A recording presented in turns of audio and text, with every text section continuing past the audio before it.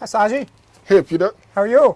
I'm doing very well. Nice to see you again. It's great to be here again. Thank you. You ready to start our chapter 19? Excited. Let's roll. Thank you. Chapter 19 is called Building Relationships. And we left with a question to honor the greatness in someone that you don't know, and then talk about what you discovered about them and the entire experience. Right.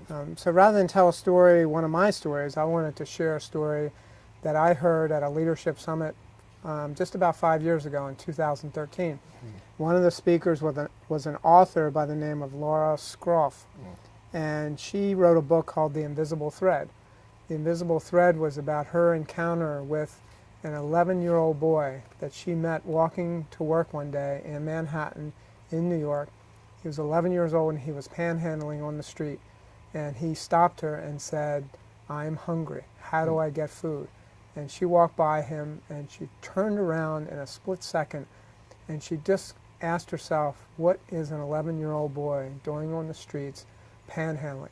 And she turned around and she asked him if he wanted to go to McDonald's to get something to eat.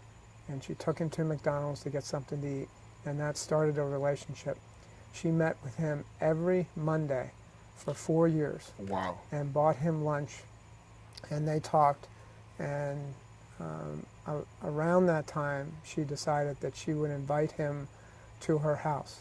And she talked about trust, and she said, you never know how much you can trust someone until you trust someone. She invited him to her house and she made him dinner. And that started a trusting relationship, and it just went on from there. And she continued to take care of him and make him lunch and get him into school. And it was very moving because at the end of the presentation, she brought him out on stage. He's 40 years old, and he has 7 children. And she brought all 7 children out on the stage.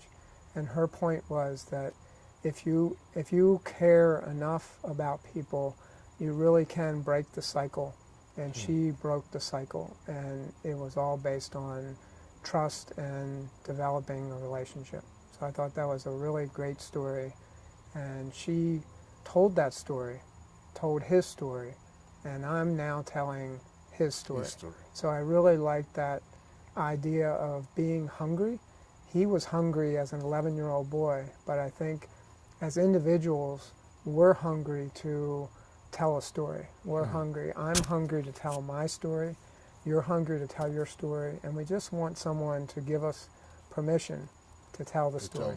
So I'm glad to share that story with you. Wow, that's a very moving story.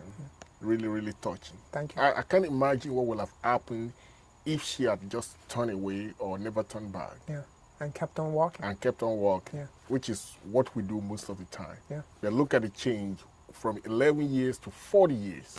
Yeah. That was a very great story. I think it's a great example of leadership. It is. Yeah, and you know, the experience that she had was that it changed her life. And you know, we talk about what experience, you know, would it have, and it changed her life because she was needing something in her life, and she found something in the 11-year-old boy that absolutely changed her life forever. So it was really, really great. So the takeaway from this chapter is actually pretty simple, and I like to say that kindness is like WD-40. Kindness is the WD-40 of relationships, but trust is really the glue that keeps relationships together. That's and true. you see kindness and trust in this story about Maurice, the 11-year-old boy. And I say it sounds so simple, but just treat other people the way you would like to be treated. And I think everyone understands that as the golden rule, and it really is pretty simple to follow. But it's simple to follow, but it's hard to put into action sometimes because we're so busy with our own busyness. That's right. That's right. So the key point that I wanted to point out in the back of the book in page 111 is item number 23, and it simply says to engage with other people the way that she engaged with Maurice, and that most problems can be solved by those people around us. And I think that's really true. It is. It is. So I hope you go and show an act of kindness to someone today. Now, I love what Jim Rohn said when he said the very simple things that are easy to do are also very easy not to do. Yeah. So it might look easy. You might think maybe they don't need it, but just like you said, engage with them, and maybe you can find your own worries and solve a problem. Yeah. Awesome. It only takes a second to be courteous. It is. Yeah. It is. Thank you, Sashi. That's a great lesson. Thank you.